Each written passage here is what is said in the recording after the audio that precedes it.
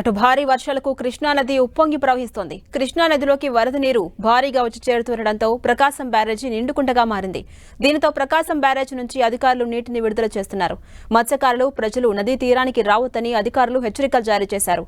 కృష్ణానది వరద ఉధృతిపై మరిన్ని వివరాలు మా ప్రతినిధి విజయ్ చంద్రన్ అందిస్తారు.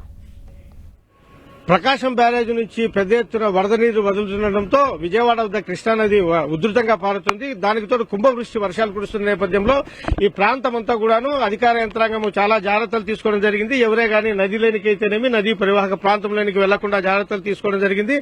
ఎవరే గాని ప్రాంతాల్లో వెళ్లకూడదని చెప్పేసి ఆదేశాలు జారీ చేయడం జరిగింది. అంతేకాకుండా ఈ కృష్ణానది పరివాహక ప్రాంతంలో ఉన్నటువంటి ఇళ్లలోనూ కూడా పెద్ద ఎత్తున నీరు చేరడంతో ప్రజలు చాలా ఇబ్బందులు పడుతున్నటువంటి పరిస్థితి.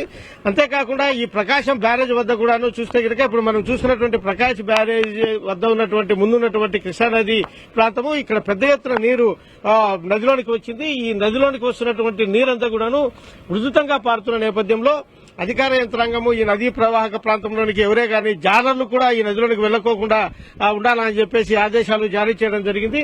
ఇప్పుడు మనం విజువల్ లో చూస్తా ఉన్నాము నది ఎంత ఉధృతంగా పారుతుందో. ఇక్కడ ఉన్నటువంటి రైల్వే ట్రాక్ మీద గానీ లేకుంటే కనుక ఈ రోడ్ల మీద గానీ నీరు ఎక్కువ చేరినటువంటి ప్రాంతాలకు ఎవరు చేరుకోకుండా పోలీసు యంత్రాంగం కూడా అప్రమత్తం కావడం జరిగింది. అన్ని శాఖలు సమన్వయంతో ముందుకు వెళ్లాలా అని చెప్పేసి అధికార యంత్రాంగము ప్రభుత్వం ఆదేశాలు జారీ చేయడం జరిగింది. కెమెరామెన్ నాగరాజుతో విజయ్ చంద్రన్, విజయవాడ.